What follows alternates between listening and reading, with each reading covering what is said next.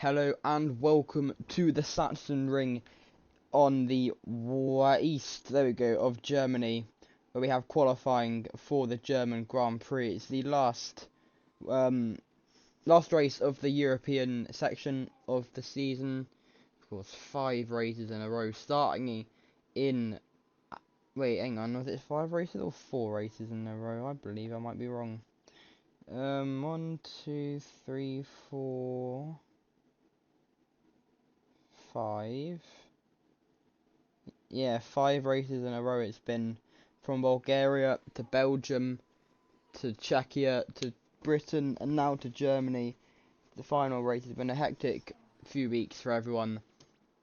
But anyway, qualifying, it's Ferrari 1-2, Charles Leclerc on pole, Hamilton in second. So I'll go through your grid quickly and then we will watch on-board lap with Leclerc and then that'll be it. Yeah, at the back, another disappointing qualifying. I've said this numerous times this season. Carlos Sainz right at the back. 20th is Albon. I'm surprised at that. He was doing well at the start of the European Tour, but the last few races, I mean, he qualified really well. P3 in Netherlands last week. So surprised he's so far back today. Then we've got the wildcard driver for this weekend. It's the German Paraguayan driver of Joshua Dirksen in the Kick Sauber. Of course, it's their second time Sauber have used their wildcard. That's the last one of the season, of course. They had, what was it, Roman Stanek 2 weeks ago in Czechia. Anyway, 18th is Victor Martin. This is F1 debut. It's not he's not a wildcard. He's replacing Frederick Vesti. Normally it'd be Franco Colapinto, but he wants a wildcard in Argentina. If he replaced what's his name today, then he wouldn't have been able to wildcard. So that is why Victor Martins is replacing this weekend, making his F1 debut. Then we got Teo Porcher, Jack Doohan, Max Verstappen down in 15th. This is the top 2 last week. Doohan, who won, Verstappen in second, down in 16th and 15th. Again, another disappointing qualifying for Oliver Behrman. Since that, when was it? It's like, I can't remember the last time.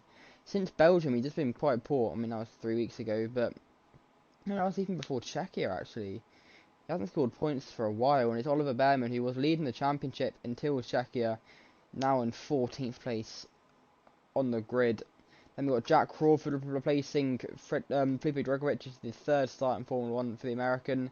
Lawson in 12th, hoping to not have a pit lane incident this race. Snowder 11th, another championship contender down it quite far back.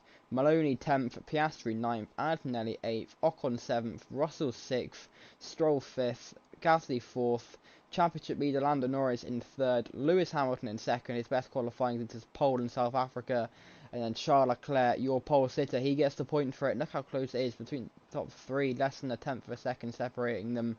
We'll be back tomorrow, 2 p.m. Actually, no, we need to watch Charles Leclerc's on-board lap, don't we? Silly me. Where are we? This is it. This might be the lap, actually. Go on board, fast forward a little bit.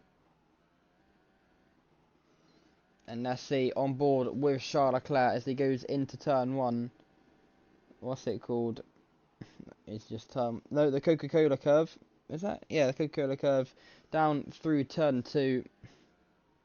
Long left-hander before the even longer right-hander. Turn 3. The Castrollo Mega. Sorry about that. And then turn 4. Left-hander. The Sternquell 5, 6. Double apex left-hander. Towards the flat-out section of the track. Turn 7. Flat. Turn 8 almost flat, not quite though. A little bit of a brake input as you go through it, and then turn 9, 10, 11 all flat out. Left, and then down the waterfall of turn 11 before turn 12, the Saxon curve. Not too slow actually. And then turn 13, the Queckenberg curve. Oh no, the Queckenberg curve, sorry. Final corner, turn 13.